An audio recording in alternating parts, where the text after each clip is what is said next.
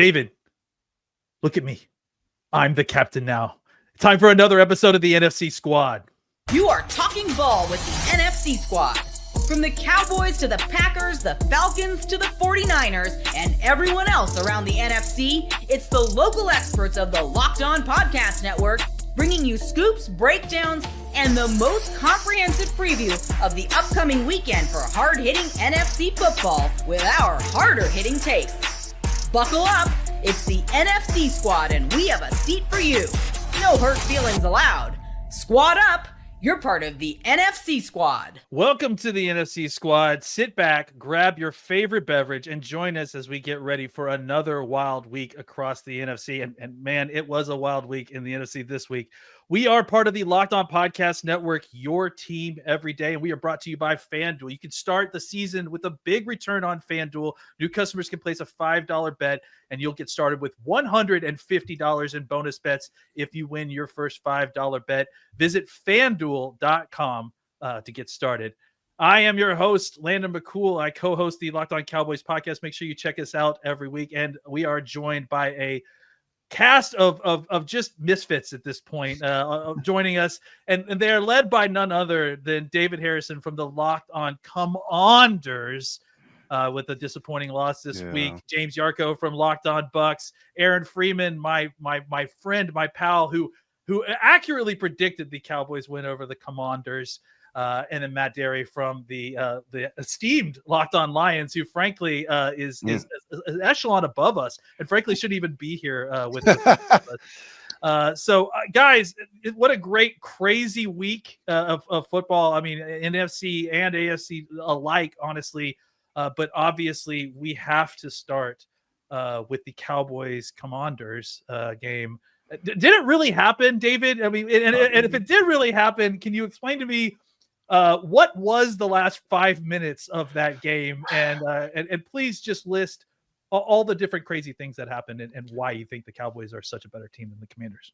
I mean, listen, it was the first 5 to 7 minutes of that game, and the last 5 to 7 minutes of that game is just insanity. I mean, yeah, blocked field goals. You got Brandon Aubrey missing a field goal, which never happens, and somewhat had to do with the blocked field goal. If you watch him kind of try to adjust to that rush that was coming, you have another miracle play in Northwest Stadium with that 86-yard touchdown at the end to Terry McLaurin, and then Austin Seibert misses a field goal, and now Austin Seibert's on IR. His poor hip can take the pressure. Unfortunately, feel bad for Austin. He's a good dude, but you have that, and then you have the 2 kickoff returns for touchdowns. I mean. That last one, I was hoping, man. I was like, please let this thing go over overtime. So that dude who ran that onside kick back for a touchdown has to pay for that. But, it was, I'll tell you this, man, just as a general football fan, I am so happy I was in the building for that game. I'm just through the Hail Mary against Chicago Bears. This game right now, I could not be more thrilled to be covering this season of watching Commanders football. And, I have some fans who don't necessarily appreciate when I appreciate the things that I shouldn't appreciate covering this team. But look, I mean, it's how do you just not find entertainment in that game? And you know what? James Yarko knows this. I used to say this to Bucs fans all the time. If you spend your hard-earned money to get in that stadium to watch that game, I believe you should stay until 0-0-0-0. In fact, you should stay longer than that. You should stay until the ushers say you got to go. You got to go home. But you got to get out of here. Yeah, it really was. The Cowboys absolutely are not a better team than the Commanders. It really was. Well, I mean, the score proved otherwise, David. It really was a classic kind of Washington Dallas game. And we do actually have to throw this to Aaron Freeman, who, accurately predicted this win and deserves a lot of the credit, frankly, for the Cowboys win. So, Aaron, I'm assuming that when you made this prediction, you also were predicting all that other stuff that happened at the end of the beginning of the game. You knew all of that was going to happen, correct? Yes. I was a complete psychopath for making that prediction, and I knew it was just going to be a psychopath's type of game with all the crazy stuff that happened in that game. And of course, Cooper Rush came through for me as I predicted he would. And it's the bold predictions, guys. It's you come to me for a bold prediction, I'm going to be as bold as humanly possible. If that, in the last couple of times it's been predicting the Commanders' downfall. Sorry, David. I know we're friends in real life, but not on this show. I'll remember that come crossover time. I'm hosting that bad boy, so I got something for you. I will pay for it in the end, more than likely. But yeah, it was a crazy game, and just sort of sitting there watching the game.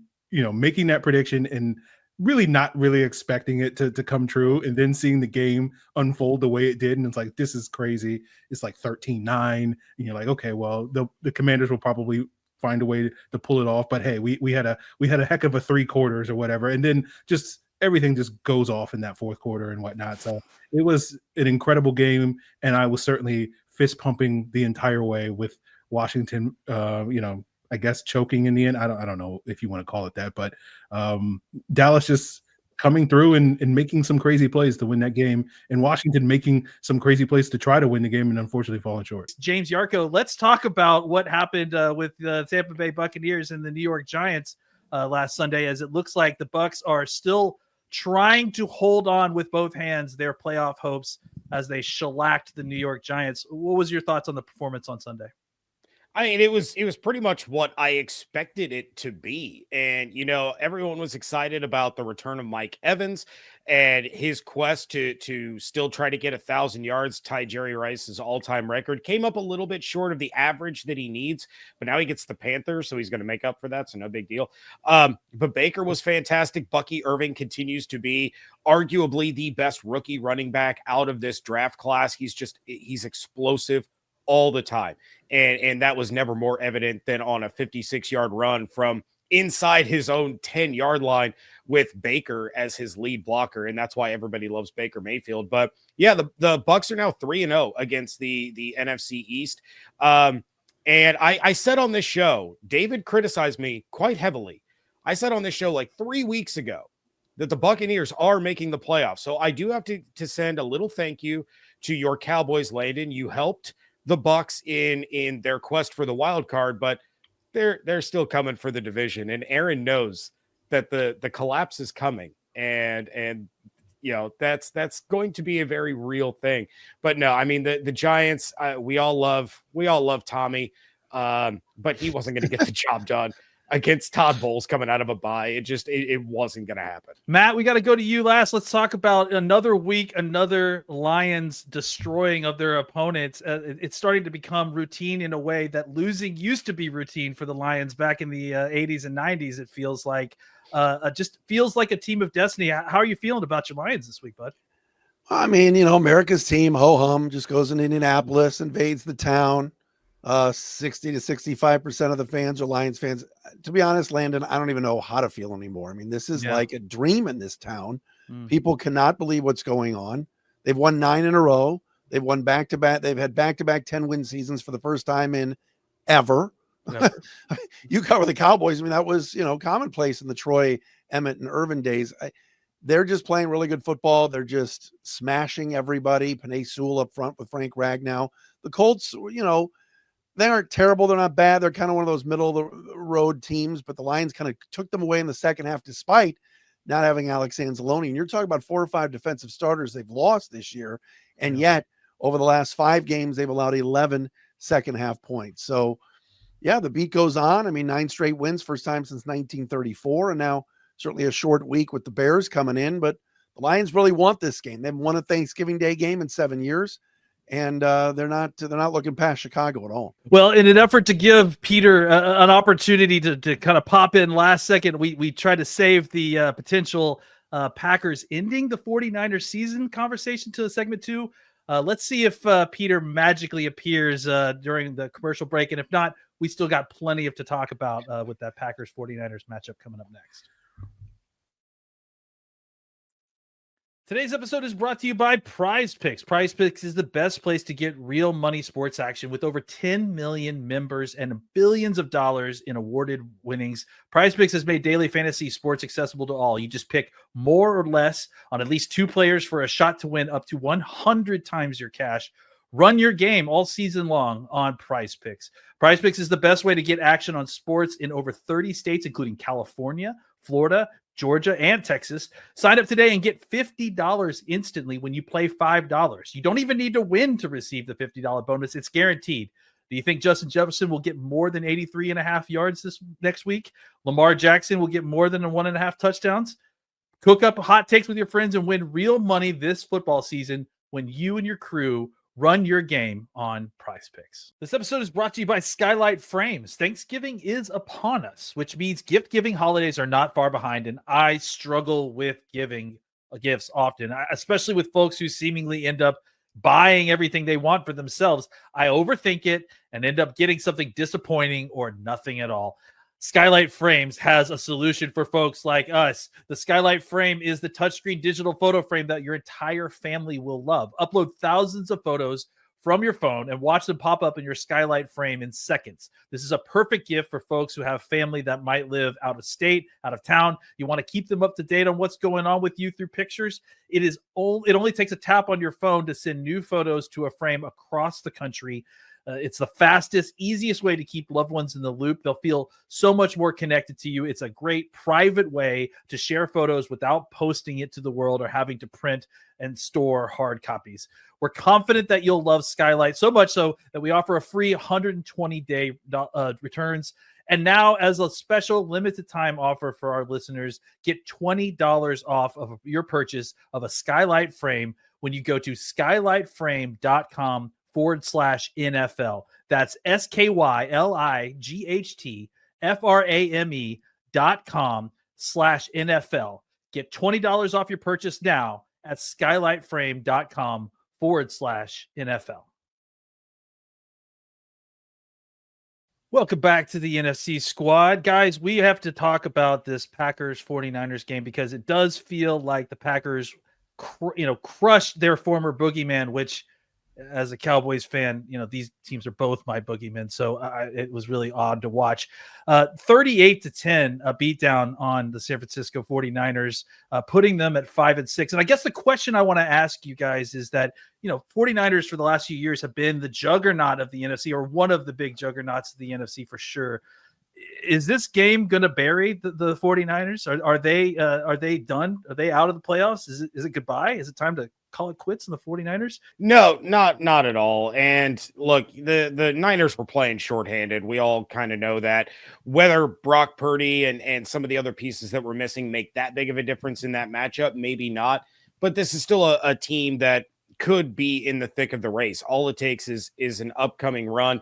They still have a winnable division. I was honestly more surprised at the way they played against the Seahawks than the way they played against the Packers. But yeah, I certainly would not be writing their eulogy just yet. What about you, Aaron? Do you think the 49ers have it in them to kind of bring this back in with just a little bit better health? I mean, James makes good points that their division is winnable, even at 5-6 at this point in time. But I feel like we've been asking this question on these squad shows the last couple of weeks about like what is the time to bury the 49ers, and call it recency bias, call it whatever. But I think I'm ready now to do that after that performance. Obviously they're dealing with some injuries and whatnot, but I don't feel like that situation's really going to get better. It doesn't feel like there's any. This team has always been a explosive offense and a dominant defense type of team, and none of those things appear to be the case anymore.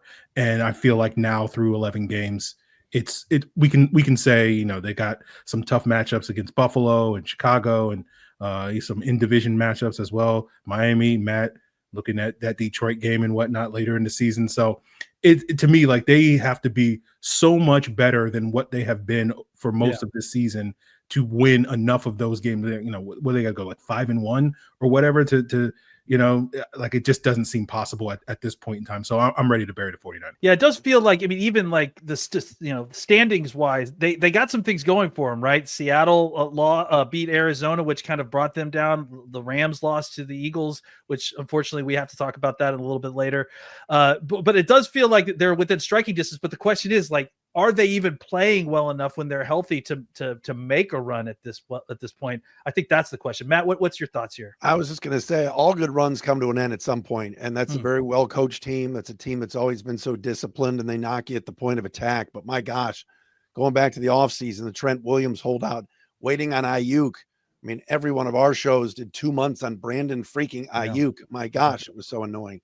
And so now it's like they just don't have it. And I think on paper they'll still have it when they get healthy, but you still got to play these games on the field. They had long runs the last few years. I think the tire tread is running a little bit low. I think, for this season. But I'm not burying them for next year. But I obviously a lot of contracts come off the books. But I just think it's a lot to ask and come back from. That's a good point. Like I don't look at the Niners as a playoff team this year. And they're about to get smacked by the Bills. Like I have less faith in the 49ers beating the Bills than I did the Cowboys beating the Commanders. They're going to get smacked by the Lions. I don't think they have the horses to keep up with the Miami Dolphins. So they're looking at another 3 or so losses. And even as it stands today, like they're the 11th ranked, they're the 11th team in standings in the NFC. They've got an 18% chance of making the playoffs, which is, in that bubble group or whatever, but they're right above like the worst of the NFC this year, which is the Saints, the Bears, the Cowboys, the Panthers, the Giants. Like they're right on the cusp of being in that territory. And like Matt just said, like if we're talking about 2025, get healthy, maybe free up some more cap money, bring in a veteran here or there, have a good draft, then sure, 2025, pop that window back open. But for this winter, shut the window, turn the heat on, get cozy. It's going to be a long off season and come back in 2025. I'm sorry. I just got in my ear that I am actually legally required to talk about this Eagles game, unfortunately. So let's switch gears to that Eagles game where they beat a lowly Rams team that I thought actually had a better chance that they put up 37-20. I guess the question I want to start with here is, we saw Saquon Barkley carry the ball 26 times for 255 yards and 2 touchdowns, including a 70-plus yarder and another really, really long run. That's putting his season total right now at 223 carries for 1,392 yards and 10 touchdowns. The question I have is, traditionally the MVP is a quarterback award. Is Saquon Barkley putting himself in the conversation to be the first non-quarterback to win this award in quite some time? I don't think there's any question about it. I mean, that is some kind of performance. You do that on Sunday Night Football. You're in LA. Everybody's watching. I think you got to give a hockey assist, though, to that offensive line. Here in Detroit, everybody has been saying Lions have the best offensive line in the league. I think the Eagles have heard that. I think they've heard some of that chatter because they've kind of been the O-line for the last few years, and guys like Lane Johnson and those guys up front were monsters. Yeah, Saquon still has to run through that hole. He still has to have the speed. But, yes, absolutely, he should be in that MVP mix. It seems like when people talk about Lamar Jackson, then he falters, although obviously he won a big game on Monday night. Mahomes maybe hasn't had the year. Jared Goff, everybody was talking about for maybe MVP, and then he had the 5-interception game. Right now, Saquon, have to put him in that conversation. You have to. Yeah, if you're not going to give Chef Stoutland the award for the offensive line he's assembled, then I guess Saquon Barkley's the next best guy, right? I mean, honestly, like if you could give it to a unit, you might want to give it to that Eagles defense, right? But like if you have to give it to a player, obviously, if it's not going to be Josh Allen, then it's got to be Saquon Barkley because 1,000%. He's what is making the Philadelphia Eagles hum. You look at Jalen Hurts this season, the first 4 games of the year, Philadelphia Eagles had Jalen Hurts throw the ball 30 or more times. They went 2-2. And everybody was talking about how Nick Sirianni's get fired and the Eagles are melting down in front of our eyes. And everybody outside of Philadelphia was laughing with glee about it. Ever since then, Jalen Hurts has only thrown the ball 28 times once in that stretch. And then outside of that one time, hasn't thrown the ball more than 24 times in a single game. Meanwhile, Saquon Barkley's touches outside of the blowout against the Dallas Cowboys is carrying the ball at record numbers almost and literally carrying this team to victory. But you look at just this last week's game, I mean, there was a chance in my mind that the Rams could upset the Eagles in this thing, but you look at what this defense did, because look, the Eagles put up they put up 13 points in the first half. That's not a bad first half by any means, but the Los Angeles Rams clearly have an opportunity. When your opponent puts up 13, you have a chance to either be in the lead or at least be competitive.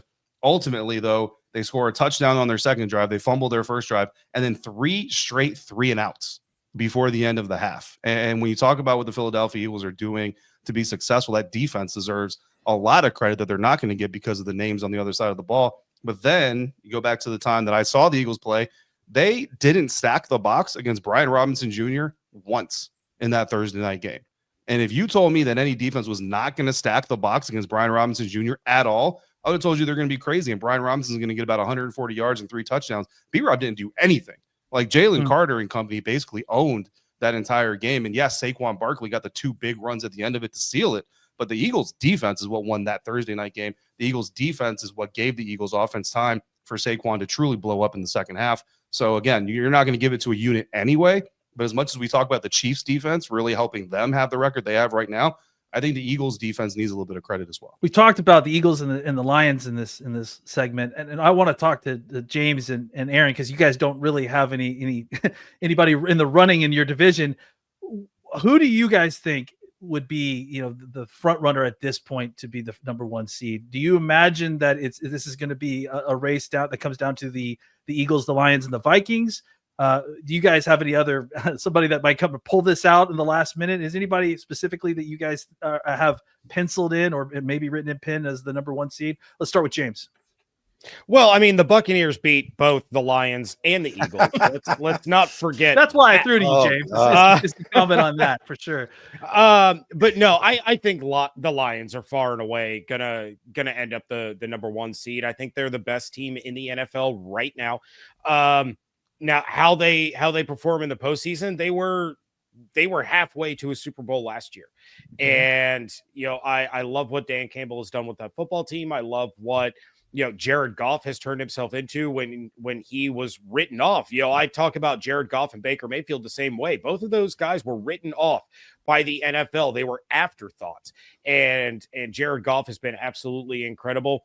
I am impressed by the Eagles' turnaround for the way that their season started, but I don't think that they're going to be able to catch the Lions in this one. And I think the Lions truly are the class of the NFL right now. And that's not something I thought I would ever say in my entire life. I think it's the Lions.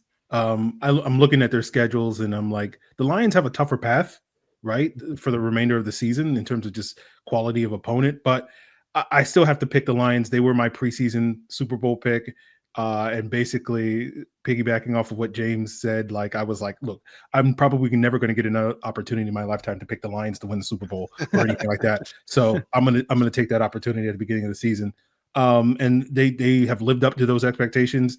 And for me, the thing that makes me skeptical about the Eagles, even though they do have a path to catch the Lions and potentially overtake them as the number 1 pick, is we've seen an Eagles team get off to a promising start in very recent memory and then choke it away at the end of the season. Now, I'm sure, Gino and Louis are yelling right now saying that's not going to happen this year, but they're probably the biggest Nick Sirianni skeptics out there on the planet. So we'll see on that one. But yeah, I'll believe it when I see it with the Eagles. They gotta finish one of these seasons first before, I buy them. But it is just laughable sort of being like, we're giving, no offense, Matt, but we're giving the Detroit Lions the benefit of the doubt, which is something that I've never said in my lifetime. Well, one thing real fast, Landon, this is a big week because if the Lions beat the Bears, which everybody expects them to do, and the Eagles have to go to Baltimore, that's tough. That's a 2-game cushion with a handful of games to go. Yeah. So this week could tell you a little bit about where we're back-to-back weeks where Aaron Freeman has an excellent taste on what's going on in the NFC East. I really love your NFC East takes, Aaron. We're going to have you on more often. Speaking of NFC East takes and great stuff, we have an exciting Thanksgiving Day football game to discuss. Giants versus Cowboys. It's about as exciting as cooked carrots. We'll talk about that in the next segment. This episode is brought to you by FanDuel. Get ready to tackle the NFL action with FanDuel, America's #1 sportsbook. Because right now, new customers can bet $5 and get $150 in bonus bets if you win. The FanDuel Sportsbook app gives you everything you need to place live bets on the NFL all in one place. So when you get a hunch in the middle of the game, you can check the latest stats, view live play-by-play, and so much more on the same page where you place your bets. Don't forget, we have some Black Friday games happening. So you were already planning on spending some cash. You might as well put some down on the game. Could Black Friday be an omen for a potential silver and black Raiders upset over the Kansas City Chiefs? Sounds like a good way to make some money. Just visit FanDuel.com to join today. You'll get $150 in bonus bets if you win your first $5 bet. That's FanDuel.com. Never waste a hunch and make every moment more with FanDuel, an official sportsbook partner of the NFL. Welcome back to the NFC Squad. And despite what I said on the outro of the last segment, I am not excited to talk about this Giants-Cowboys game. So let's start with something a little bit better here with the Detroit Lions. Oh, wait, David, you have something to say specifically? Yes, I respectfully raised my hand. I want that to be remembered on the record. Fair. That's fair. Thank you for raising your hand. I just want to add something about why the Detroit Lions need to be in the Super Bowl this year. Please. James Jarko and I got to watch a Detroit Lions game last year with our good buddy Marshall. Some of you may know him as Eminem. We were all together in the stadium watching the Lions beat the Buccaneers. And I've never seen that man more excited at a football game since he was performing at the Super Bowl, right? This year, Kendrick Lamar is going to be performing at the Super Bowl. Turns out Kendrick is also friends with Marshall. We haven't met yet. Marshall hasn't made that introduction yet. It's okay. It's going to happen. Marshall and Kendrick also happen to be friends with a guy named Lil Wayne, who is from New Orleans. And there's just too good of a connection to make here with these surprise. I mean, let's just get Marshall from the suites down to the field during the halftime performance, do a little show for the Lions fans, get the Lions players pumped up, go back up and watch the Lions win the Super Bowl. It needs to happen, ladies and gentlemen. Yeah, but Honestly, Kendrick and Wayne are beefing now. Yeah. No, it's okay. Football is the great unifier. Marshall is right there to be the mediator. Right. It'll be all right. It'll be all right. Okay, fair. That seemed extremely predictive, and I would like an equally predictive output from Matt on what he thinks about this Bears-Lions game that's going to happen on Thanksgiving. Well, I mean, obviously the Lions are double-digit favorites from our friends at FanDuel, and everybody just thinks it's going to be a blowout. I do believe that the Lions, again, they know what the streak is. They've lost 7 in a row on Thanksgiving. They have not taken the Bears lightly before. Chicago was a good matchup, though, against the Lions last year for Bears' perspective. Probably should have won both games. Justin Fields gagged away the game at Ford Field. The Bears dominated Jared Goff and company at Soldier Field. I just think short week after being devastated in that overtime game against the Vikings is going to be very difficult for Chicago. And quite honestly, the Lions offense didn't really hum that much against the Colts because for a lot of the first half, they weren't on the field. So I still like the Lions. I think it'll start off a little bit slow. Watch for some injuries in this game. Carlton Davis going to be out. That's James and David's guy. He's probably not playing. If you see the name Kendall Vildor out on the field, just hug your Lion fan friends because hopefully he's not out there. And it's Emmanuel Mosley and somebody else. But no Davis and no Taylor Decker may play a little bit of a role, especially with Montez Sweat coming after Jared Goff. But I still think the Lions win by double figures. Yeah, never a good sign to be rooting for your own players to be on the field at some point. Let's talk about this late game because, again, don't want to talk about the Cowboys-Giants game if we don't have to. Aaron, what are your thoughts on this Dolphins-Packers game? Obviously, the Packers coming off a big win like we talked about. And the Dolphins also kind of in a desperate situation as well, trying to save their hopes. What are your thoughts on this one? Yeah, the Dolphins are interesting because they're probably the one team in the AFC that's on the outside looking in that you feel like based off of how they perform these last couple of weeks, has a legit shot to sort of claw their way back into that sort of playoff picture after I think a 2-6 start this year. And so I'm looking forward to a good game, right? If the Packers are back to being good, and we've seen a Jordan Love-led Packers teams, finish season strong, this game to me has peak entertainment value in terms of offenses being able to put up points. Jordan Love probably throwing a couple of interceptions as he often does, and some interesting.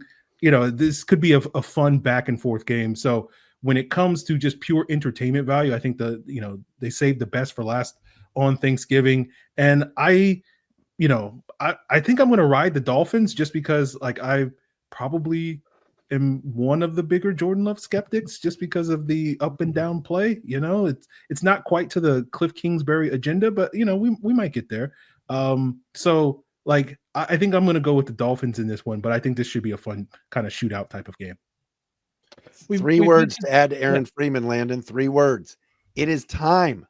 The Dolphins never win in cold weather. They're not supposed to win. Mike McDaniel with the hoodie and he's freezing and everybody's making fun of him because his tan in the cold weather. I'm ready. I'm ready to anoint the Dolphins to finally get over the hump and win a game in cold weather and go up to Green Bay and I'm saying smash the Packers, but they're playing pretty good football right now. Jalen Waddle's involved. Go Dolphins. I'm with Aaron. All right, I'm going to just open it up to all of you, and I guess we'll go around the horn really quickly. Give us one sentence why I should even watch this Cowboys-Giants game on Thanksgiving. Just any reason at all, just to have it on. David, we'll start with you. Because it'll help the tryptophan kick in and get you a nice nap in the middle of the afternoon. I like it. James, what's yours? Tommy Cutlets. Tommy Cutlets. Let's see. I hope he plays, man. That'd be great. Aaron, one sentence on why I should be watching the game of the team that I cover.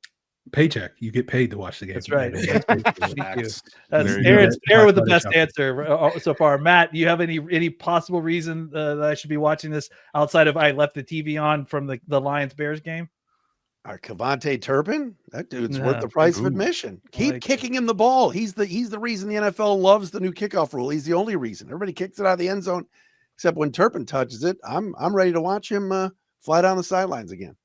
All right, 2 more games I want to talk about before we get out of here that I think are important. Real quick, the Eagles play the Ravens on Sunday afternoon. That's going to be a really big game for both the AFC and the NFC. Real quick, who you guys got? And let's just keep it quick, and because we got one more game after this. David, we'll go around the horn the same way. David, what do you think? Yeah, I mean, for the sake of my paycheck, I need it to be the Ravens. But I also need the Commanders to take care of business against the Titans, and I don't know how much that's going to happen either. James? I think I have to take the Ravens in that one, but I legitimately think that is going to be far and away the best and most entertaining game we're going to have all weekend. Aaron? I'll take the Ravens, but we'll see. I don't trust the Ravens defense at this point, though. And Matt? Short week for Baltimore off a Monday night win. I think Philly squeaks it out. All right, one more game, just because I think it's going to have big playoff implications, and we're the NFC squad. Cardinals versus Vikings, 2 teams that are very much in the mix of it. Cardinals, a tough loss last week, really kind of put them in a bad spot. They need to win this game against the Vikings. Let's go reverse order this time. Matt, who do you got? That's a tough one. I'm with you. We're talking about all these road teams, and I already just picked a road team for Philly. But Minnesota, I still think hangs on in this game. But I think Kyler put some numbers up. But give me the Vikings. Aaron? The Vikings. Yeah, I'll go with the Vikings in this one. Yeah, I got to roll with the home team in this one. The Vikings have been good. Darnold has been good. The Cardinals are clipping, but give me the Vikings. Yeah, I mean, I got to go Vikings too. Kyler Murray, as talented as he is, he also really doesn't want to become a runner if he doesn't have to, and it forces him into some bad situations against Flores defense. Like, unless Kyler comes in wanting to be a runner first before a passer, I don't see how the Cardinals hang in this one. Yeah, this is a tough game. They really needed to find a way to win that game this last Sunday. This is a really tough game for them to go into and have to lose 2 in a row and really kind of put them behind the 8 ball in the playoff situation, despite the fact that the NFC West is still wide open this late in the season. So thank you guys all for joining us in the NFC Squad. We'll be here each week, and each of us are here every day bringing you on the latest on your favorite NFL teams. Make sure you follow and subscribe so you don't miss a moment of our coverage. Part of the Locked On Podcast Network, your team every day.